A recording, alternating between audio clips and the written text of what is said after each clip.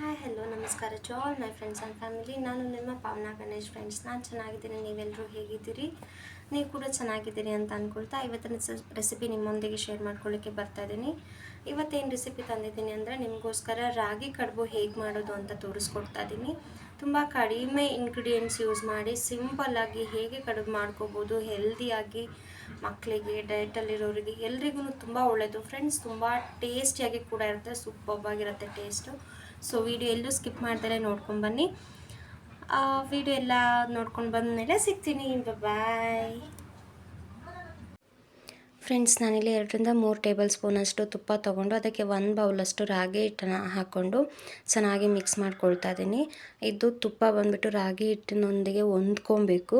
ಹಾಗೆ ಚೆನ್ನಾಗಿ ಫ್ರೈ ಕೂಡ ಆಗಬೇಕು. ಫ್ರೈ ಆಗ್ತಾ ಇದ್ದಂಗೆ ಘಮ ಘಮ ಅಂತ ಪರಿಮಳ ಬರುತ್ತೆ, ಇಡೀ ಮನೆ ಎಲ್ಲ ಹರಡುತ್ತೆ, ಅಷ್ಟು ಚೆನ್ನಾಗಿರುತ್ತೆ ಇದು ಫ್ಲೇವರು. ಸೊ ಚೆನ್ನಾಗಿ ಫ್ರೈ ಮಾಡಿಕೊಂಡು ನಾನಿಲ್ಲಿ ತೆಗೆದಿಟ್ಕೊಳ್ತಾ ಇದ್ದೀನಿ. ಹಾಗೆ ಒಂದು ಪಾತ್ರೆಗೆ ನಾನು ಮೊದಲೇ ಕಾಯಿಸಿಟ್ಕೊಂಡಿದ್ದೆ, ಬೆಲ್ಲ ಕರಗಿಸಿಟ್ಕೊಂಡಿದ್ದೆ. 1 ಬೌಲಷ್ಟು ಬೆಲ್ಲದ ನೀರು ಹಾಕ್ಕೊಂಡು ಅದಕ್ಕೆ ಅರ್ಧ ಬೌಲಷ್ಟು ನಾನು ಹಾಲನ್ನ ಇಲ್ಲಿ ಆ್ಯಡ್ ಮಾಡ್ಕೊಳ್ತಾ ಇದ್ದೀನಿ.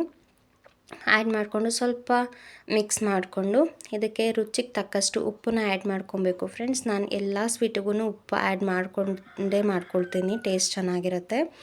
ಹಾಗೆ ಇಲ್ಲಿ 1 ಸ್ಪೂನಷ್ಟು ಏಲಕ್ಕಿ ಪೌಡರ್ನ ಬಳಸ್ತಿದ್ದೀನಿ ನಾನು.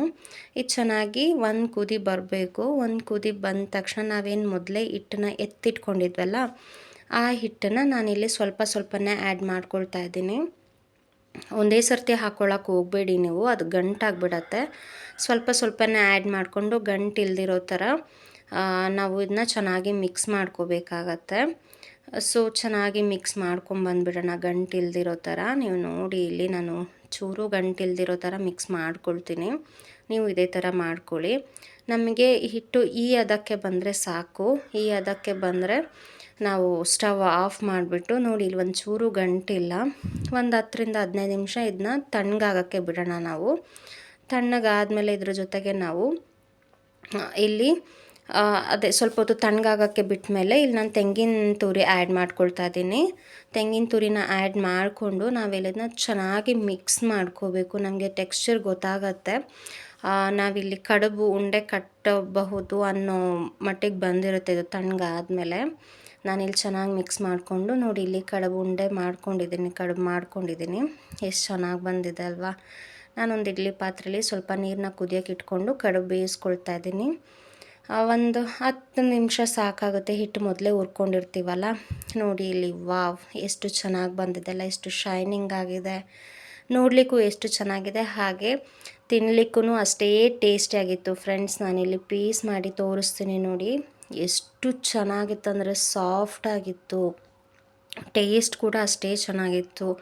ಅಪ್ಪ ಅಮ್ಮ ಹಾಗೆ ಅಕ್ಕಪಕ್ಕದ ಮನೆಯವರಿಗೂ ಸ್ವಲ್ಪ ಕೊಟ್ಟಿದ್ವಿ. ಅವರೆಲ್ಲ ತುಂಬ ಇಷ್ಟಪಟ್ಟರು. ನನ್ನ ಮಗಳಂತೂ ಕೇಳಿ ಇಸ್ಕೊಂಡು ತಿಂತಿದ್ಲು. ಫ್ಲೇವರ್ ಕೂಡ ಅಷ್ಟೇ ಚೆನ್ನಾಗಿತ್ತು, ಟೇಸ್ಟು ಅಷ್ಟೇ ಚೆನ್ನಾಗಿತ್ತು. ಖಂಡಿತ ನೀವು ಇದನ್ನ ಒಂದ್ಸಲ ಟ್ರೈ ಮಾಡಲೇಬೇಕು. ಯಾರಿಗೆಲ್ಲ ರೆಸಿಪಿ ಇಷ್ಟ ಆಯಿತೋ ಅವರು ಪ್ಲೀಸ್ ಒಂದ್ಸಲ ಟ್ರೈ ಮಾಡಿ. ಹಾಗೆ ರೆಸಿಪಿ ಹೇಗಿತ್ತಂತ ಕಾಮೆಂಟಲ್ಲಿ ತಿಳಿಸಿ. ಸೂಪರ್ವಾಗಿತ್ತು ಫ್ರೆಂಡ್ಸ್.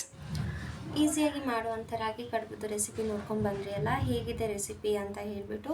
ಹಾಗೆ ಖಂಡಿತ ಟ್ರೈ ಮಾಡಿ ಕೂಡ. ಹಾಗೆ ರೆಸಿಪಿ ಹೇಗಿದೆ ಅಂತ ಹೇಳಿ ಕಾಮೆಂಟಲ್ಲಿ ತಿಳಿಸಿ. ನೆಕ್ಸ್ಟ್ ವಿಡಿಯೋದಲ್ಲಿ ಸಿಗೋಣ. ಅಲ್ಲಿವರೆಗೂ ಟಾಟಾ, ಬಾಯ್ ಫ್ರೆಂಡ್ಸ್.